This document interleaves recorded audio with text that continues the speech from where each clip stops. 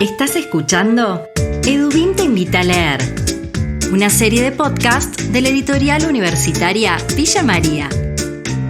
En cada capítulo te mantenemos al tanto de nuestras novedades editoriales. Conversamos con autores, editores y actores de la cultura del libro.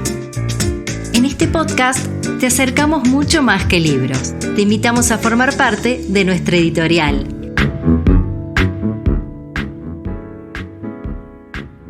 Bienvenidos y bienvenidas a un episodio más de EduBIM te invita a leer, un podcast para compartir novedades editoriales y conversar con personas involucradas en el mundo del libro, autores, traductores, directores de colección y editores. En este episodio vamos a conocer de qué se trata la colección Marula de poesía africana de la mano de Leandro Calle, responsable de la colección. Hablando de colecciones, la colección Zona de Crítica, dirigida por Roxana Patiño, suma un nuevo título, Escrituras descentradas, el ensayo de los escritores en América Latina, de Ana Cecilia Olmos. En el segmento Difusores de la Cultura del Libro, conocemos el universo de los bookfluencers. Carolina Will, integrante del equipo de comunicación de EduBIM, entrevista a Guadalupe Castañola, una joven bookfluencer argentina que fue protagonista de la última edición de la Feria del Libro de Buenos Aires.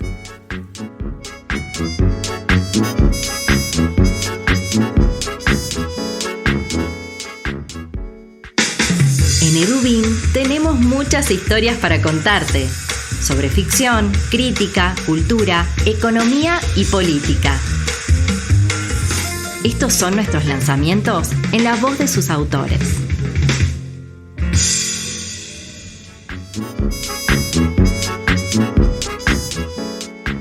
En EduBIM nos propusimos un desafío muy importante para la literatura y la cultura: construir un puente entre África y Argentina.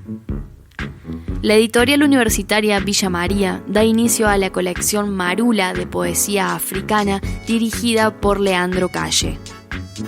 Leandro es poeta y traductor, se desempeña, entre otras cosas, como profesor de estética y de literatura latinoamericana en la Universidad Católica de Córdoba.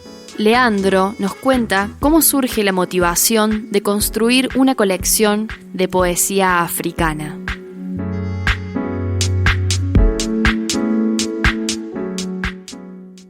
Ya la poesía de por sí dentro del mundo de la literatura y del mundo editorial literario es un segmento, digamos así, bastante, yo diría reducido, pero no en el sentido peyorativo, sino que un sector, digamos, muy particular, por momentos elitista puede ser, pero de alguna manera muy particular. Pero bueno, es el sector que trabajo yo, digamos, tanto en la traducción como en el hacer personal, digamos, la parte poética. Entonces es algo que tengo ya incorporado.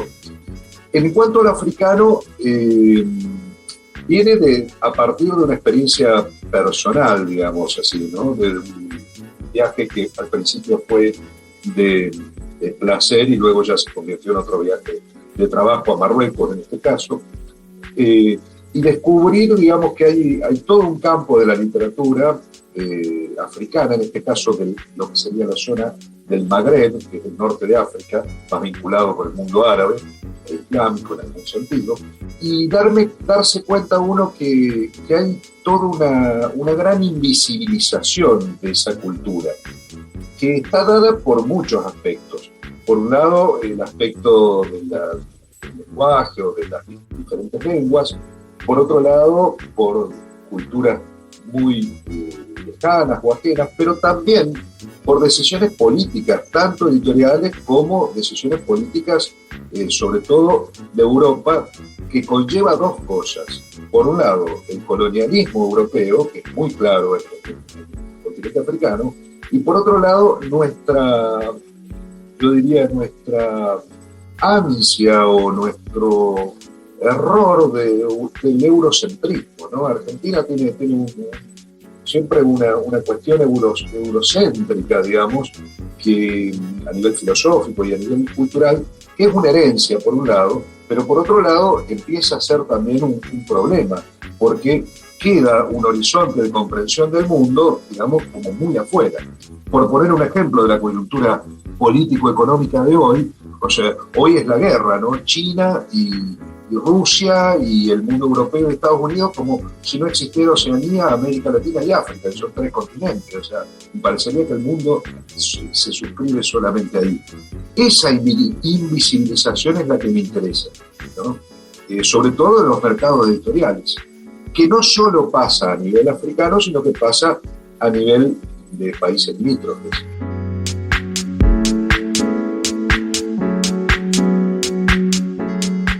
Sabemos que la cultura africana es muy vasta y antigua, y en ese sentido existe una fuerte tradición oral.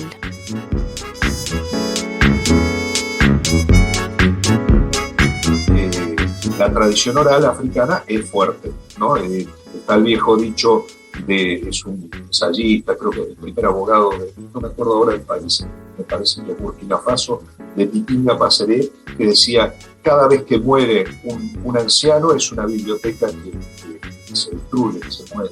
Es decir, este pase de la oralidad, lo que sería del carácter sapiencial de la sabiduría, es muy importante. Yo creo que eso se traslada también en parte a la literatura escrita hoy, es decir, también tiene esa vigencia. Lo que pasa que, bueno, también está el hecho de lo exótico, ¿no? Siempre África o Asia o las culturas primitivas nuestras o aborígenes están tomadas como exóticas, ¿no? Yo siempre digo que cuando publiqué a Gabriel Opunji, que hace el prólogo del libro de Rabiarivelo, que va a salir en la colección Marula, Opunji me decía: por favor, en la tapa no me pongan ni elefantes, ni monos, ni bananas, claro, porque es lo exótico, ¿no? O sea, generalmente uno habla de África, entonces piensa en Tarzán, habla de Asia y hay como estereotipos, ¿no?, propios nuestros. Entonces, cuando uno se va adentrando en esa cultura, se da cuenta que hay una cultura escrita también muy importante, ¿no? En el caso del Magreb, por ejemplo, en el norte, ¿no?, estamos hablando de Egipto, de Marruecos, son países con tradiciones milenarias, mucho más que lo que puede tener Argentina, como la lengua árabe, por ejemplo. Pero bueno, lo exótico tapa eso, ¿no? Entonces, en el caso del Magreb, o es la reducción al mundo islámico, o la burka, es decir, hay mucho reduccionismo, ¿no? Entonces, yo creo que está, por un lado, la tradición oral, que es muy fuerte, pero también hay una literatura escrita de carácter muy, muy serio y muy literario, digamos, mucha cultura, ¿no? Por último, Leandro nos adelanta cuáles serán los primeros títulos publicados en la colección Marula de poesía africana. Vienen 2 títulos que son de 2 poetas muy reconocidos en el mundo, digamos así, de la literatura africana de expresión francesa, ¿no? Porque dentro de lo africano tenemos un sinnúmero de lenguas, digamos, de expresiones lingüísticas bastante diversas. En este caso son francófonos ambos. Uno es un poeta, sería como el poeta de Madagascar, el primer poeta que además escribía en lengua malgache o malgache, que es la lengua propia de ellos, y en lengua francesa. Se llama Jean-Joseph Rabiarivelo, o Rabiarivelo, depende de cómo lo podamos pronunciar. Es como... Para poner un ejemplo para Córdoba, sería como el Lugones de Madagascar. Es el poeta que comienza la modernidad, digamos así. Es un poeta también así muy icónico, porque se suicida muy, muy joven, con grandes frustraciones por parte de sus aspiraciones a viajar a Europa, que no se logran. Y en esa época, muere en el año 37, si no me equivoco, con grandes contactos. Por ejemplo, uno de los contactos que yo puedo rastrear, que son muy interesantes, es con el ensayista y escritor mexicano Alfonso Reyes, con el cual, a través de las traducciones que él quería hacer de Góngora, estudiaba el español, y entonces empieza a vincularse con Alfonso Reyes. Es una vinculación muy interesante de alguien de Madagascar, estamos hablando en el año 37, ¿no? Una cosa bastante, no había mail, los teléfonos no eran lo que son hoy, etcétera, ¿no? Es un gran poeta, influenciado, me parece a mí, por cierto surrealismo, y el libro que va a presentar la colección Marula es Traduit de la Nuit, lo hemos traducido como Traído de la Noche. Ese libro es como un libro nodal de Rabiarivelo y es de un lenguaje sumamente interesante dentro de lo que sería una poesía surrealista.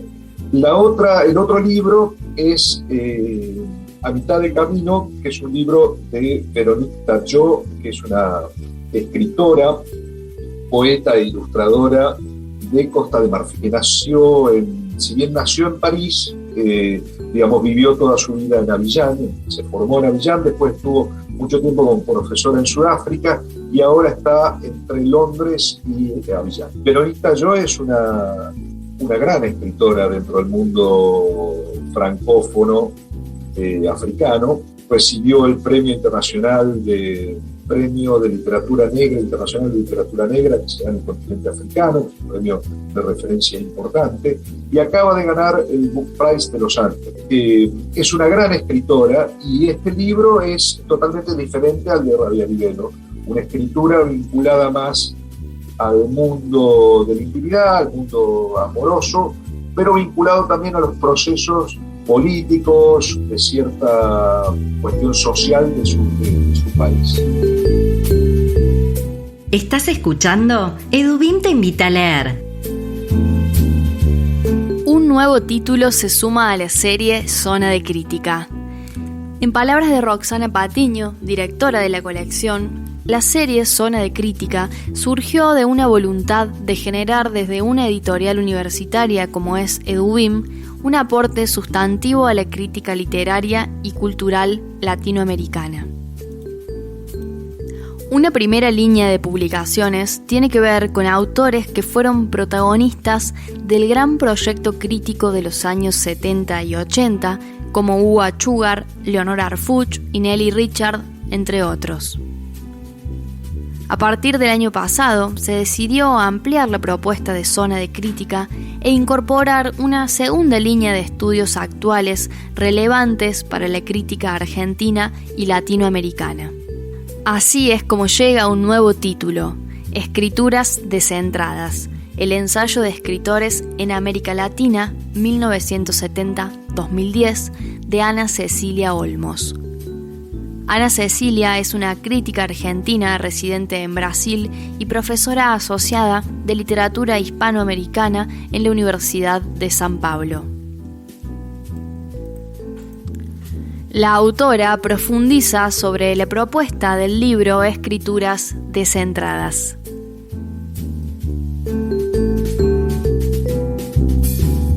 Bueno, el libro propone una reflexión sobre el ensayo de los escritores de ficción en América Latina en un recorte temporal específico que es de los años 70 hasta inicio de los 2000. Es un recorte que lleva a pensar sobre el ensayo como forma discursiva, como práctica literaria, que tiene una larga tradición en América Latina, pero dentro de ese campo tan amplio, el recorte es específicamente el ensayo de los escritores de ficción.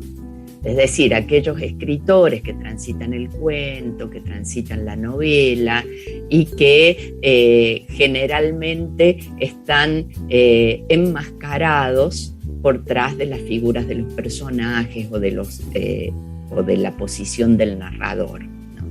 Y que en algún momento esos escritores que hacen ficción se desplazan hacia el ensayo y asumen una palabra que está directamente ligada a su nombre y a su experiencia como escritor, como autor. Entonces es un campo de indagación que parece bastante restringido dentro de toda la producción ensayística latinoamericana, pero que es mucho más amplio de lo que imaginamos, por lo menos en el siglo XX y sobre todo en la segunda mitad del siglo XX, a partir de los años 60, cuando la escena cultural latinoamericana llevó a los escritores de ficción a participar de los debates culturales, políticos, sociales, a intervenir en el espacio público,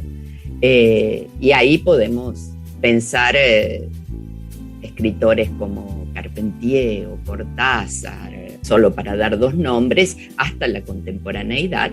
Digamos que son escritores de ficción que en algún momento se desplazan al ensayo. Por otra parte, nos comenta cuáles son los grupos de escritores que analiza en esta obra y qué tienen en común. Yo hice también ahí un recorrido y organicé algunos grupos de escritores, podríamos decir, de una manera en realidad que responde a mis propios intereses, a las cuestiones que yo quería indagar acerca del ensayo de los escritores. Entonces trabajé con un corpus diverso, pero que me permitió reunir algunos escritores en función del horizonte estético y del horizonte teórico que marcaba sus escrituras. Prácticamente el recorrido reúne los escritores que están más marcados por todo el ideario del postestructuralismo de mediados del siglo XX, de los años fundamentalmente 70 en adelante, y ahí trabajo con los ensayos de escritores como Héctor Libertela, Luis Guzmán de Argentina, la chilena Diamela Eltit, y un escritor brasileño que tal vez tiene menos proyección que otros muy conocidos, que se llama Osman Lins, pero que tal vez de los escritores brasileños, de los narradores brasileños de la segunda mitad del siglo XX, es el que más sintoniza con una práctica de escritura muy experimental que, en diálogo con el ideario del postestructuralismo francés, disuelve las diferencias entre el ensayo y la ficción, y lo que realizan va más en la línea de una ficción crítica.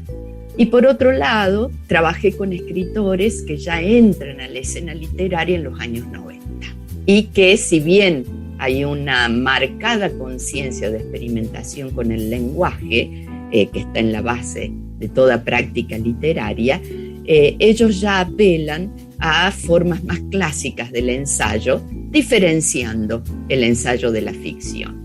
Y ahí trabajé con dos escritores mexicanos, Juan Villoro y Jorge Volpi, y un argentino que es Sergio Shefek. En esos grupos, digamos, yo podía indagar sobre la forma que asume el ensayo en función de cierto horizonte estético que impera, digamos, en esas décadas, en esos momentos. Estos últimos escritores me parece que apelan a las pautas más clásicas del ensayo, porque de alguna manera ahí están acompañando lo que la crítica ha denominado en los últimos años como el giro autobiográfico o el giro subjetivo de la literatura contemporánea. El escritor asume una responsabilidad con relación a su toma de palabra que no siempre era tan evidente en las escrituras más experimentales. Pero hay un eje en común que me interesó, tal vez por estar trabajando con la literatura latinoamericana como literatura extranjera, me interesó trabajar, que es el modo en que todos estos escritores piensan la literatura latinoamericana, qué idea de literatura latinoamericana está en juego. Y en todos los casos, digamos, hay operaciones críticas en el sentido de desmontar los sentidos emblemáticos de lo latinoamericano, tanto en los escritores de los años 70 como en los más contemporáneos. Ahí podemos identificar operaciones de lectura y reflexiones críticas que lo que buscan es alejar a la literatura latinoamericana de ese lugar en la que el mercado literario, el mercado editorial y muchas veces algunas perspectivas teóricas la colocan, que es ese lugar del exotismo, de la diferencia.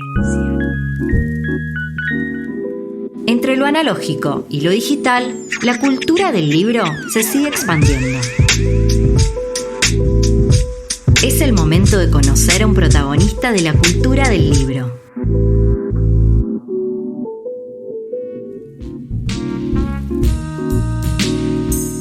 Tal y como lo adelantamos al comienzo, es el momento de escuchar a Caroline Wild en conversación con la bookfluencer Guadalupe Castañola.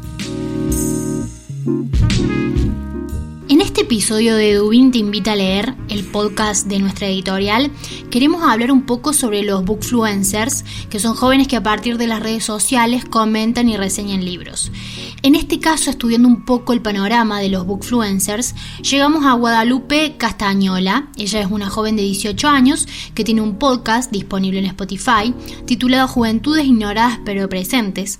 En sus redes sociales y plataformas va subiendo las reseñas que produce sobre los libros que lee. En mayo de 2022 participó de la Feria Internacional del Libro de Buenos Aires en una charla sobre bookfluencers.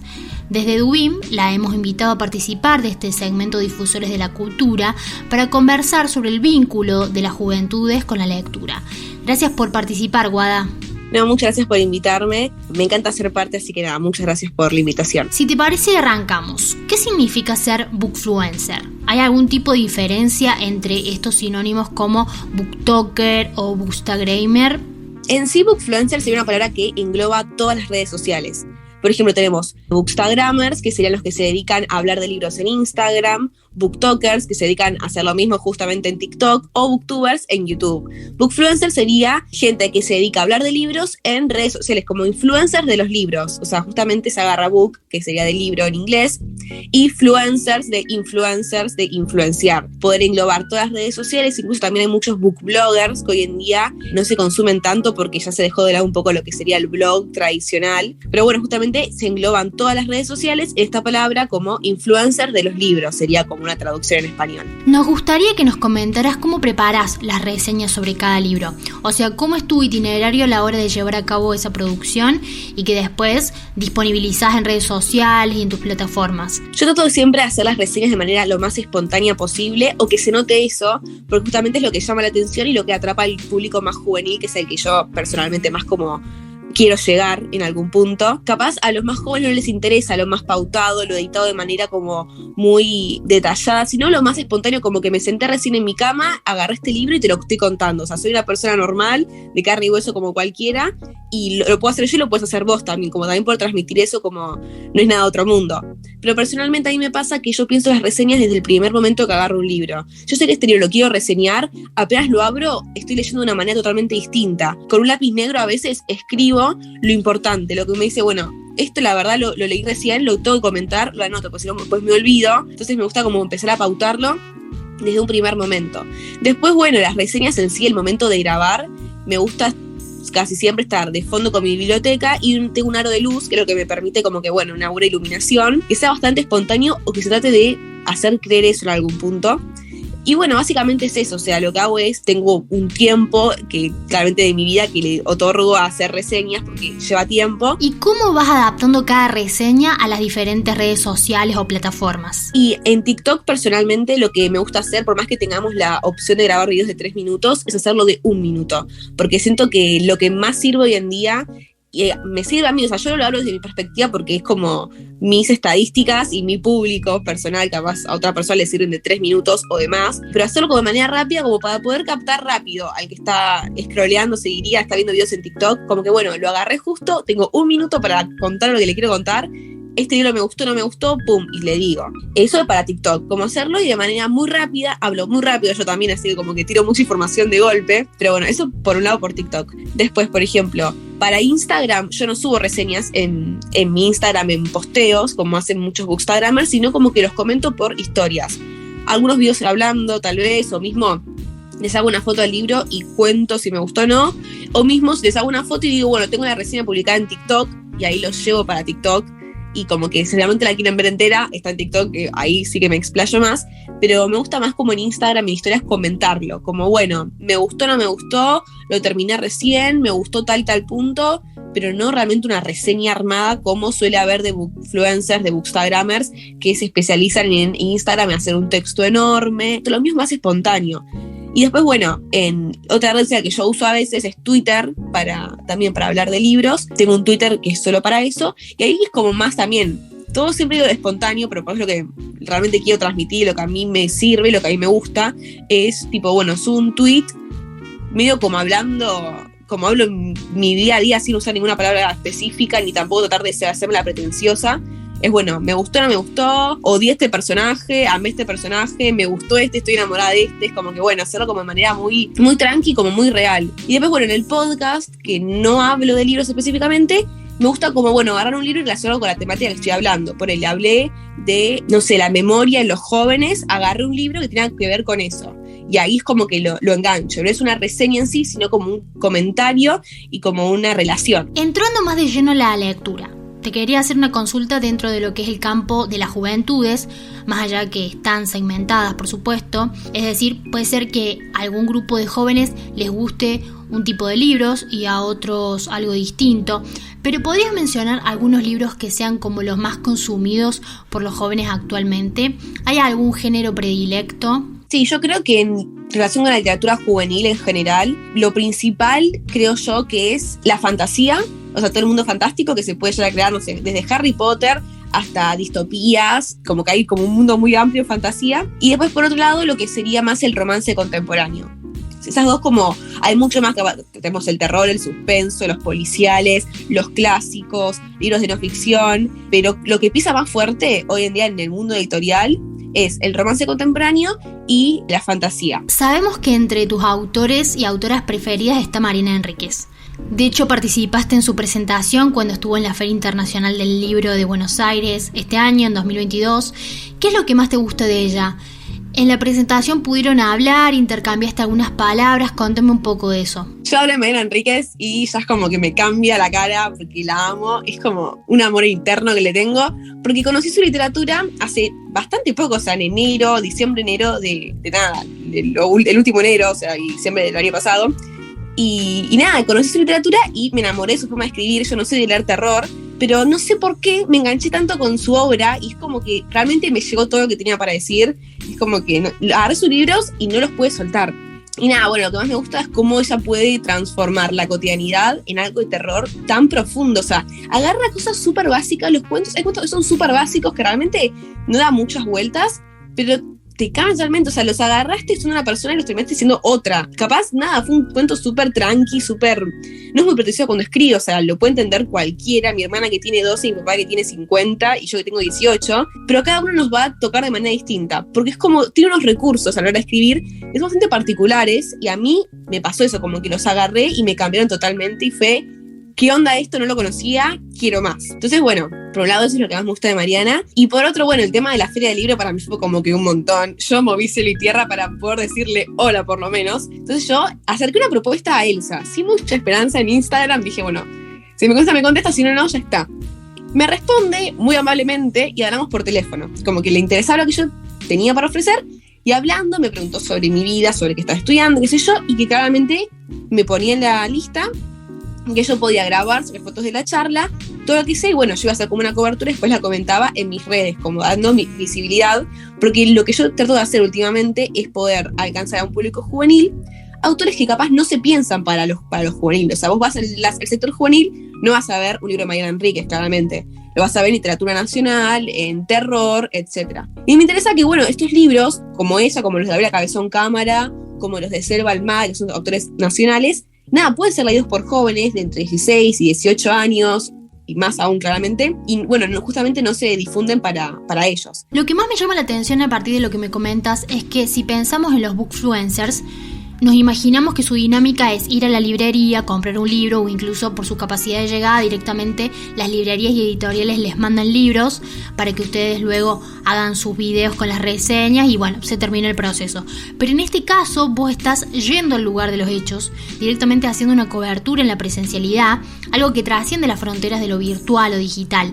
También pienso que con esta nueva propuesta, la de los bookfluencers, se busca un poco como cortar con la solemnidad de la presentación de un libro y su cobertura. Justamente la propuesta que yo le llevé a Elsa era, bueno, poder romper con lo tradicional, porque estaba sentada yo y al lado tenía gente mucho más grande, pero mucho más grande es de la edad de mis papás, o sea, de más de 40, de 50 años, que estaban ahí sentados con su anotador, escribiendo lo que, pasaba en la charla. Yo estaba sentada con mi celular ahí grabando y diciendo, está mal lo que estoy haciendo, o sea, no entendía, o sea, como que me descolocaba. Aparte mismo yo que no tengo ninguna carrera encima, o sea, empecé el CBC, 3 materias y ya es todo lo que tengo después del secundario, o sea, nada.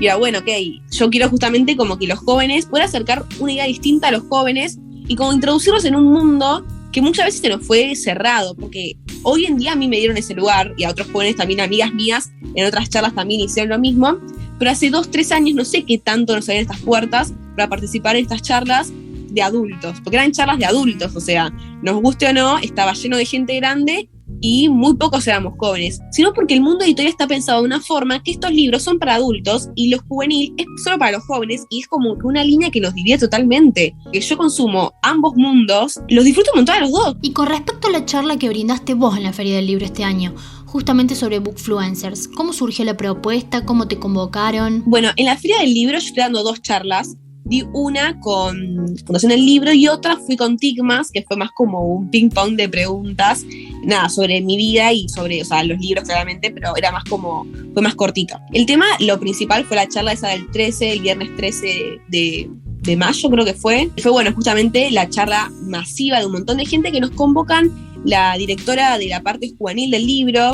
Cris Ademani, no sé si es la directora de la parte juvenil, pero bueno, es como más o menos así el puesto que tiene, nos convocan a nosotros porque querían incluir en las charlas que hacen con los jóvenes y los libros, o sea, las charlas juveniles de la Feria del Libro, a los booktokers, como que somos un nuevo fenómeno que surgió hace poco para incluirnos. Bueno, nos habla a un par, fue como construyendo esa idea de la charla, y bueno, nos juntamos a planearlo.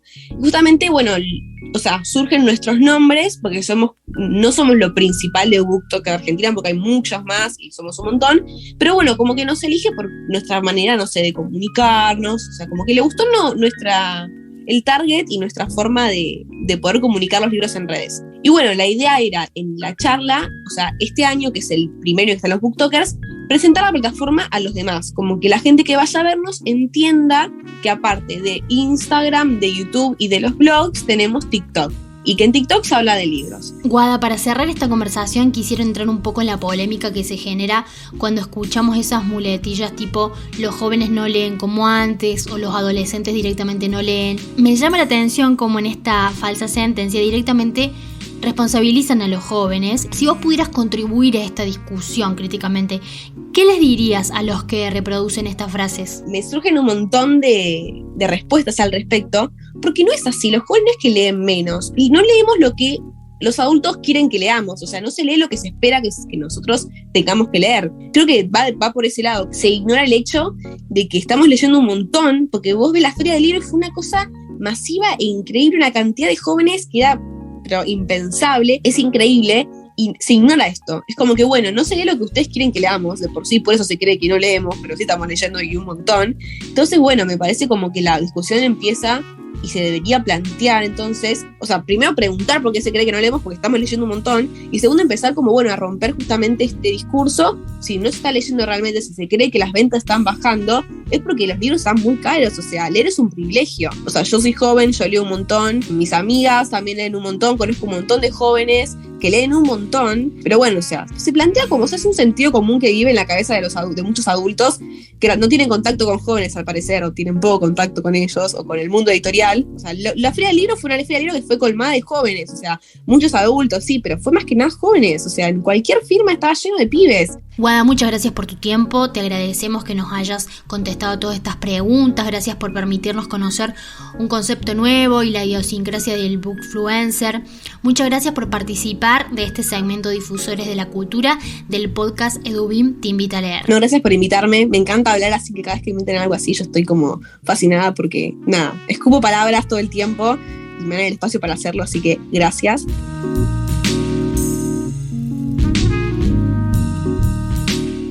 Y así llegamos al final de otro episodio de EduBIM Te Invita a Leer. Los invitamos a conocer nuestro catálogo en nuestra web www.edubim.com.ar. También podés encontrar nuestros libros de manera digital en digital.edubim.com.ar. Mi nombre es Camila Argüello y en la edición de este podcast estuvo Joaquín Roldán, en la gráfica Sebastián Perotti y nos ayudan a llegar a ustedes por redes sociales Agustín Foresta, por mensajería Carolina Vázquez y en la comunicación institucional Carolina Wild. En Instagram somos editorial_edubim, en Twitter @edubim y en Facebook nos encuentran como Editorial EduBIM. Esperamos que hayan disfrutado de este episodio tanto como nosotros.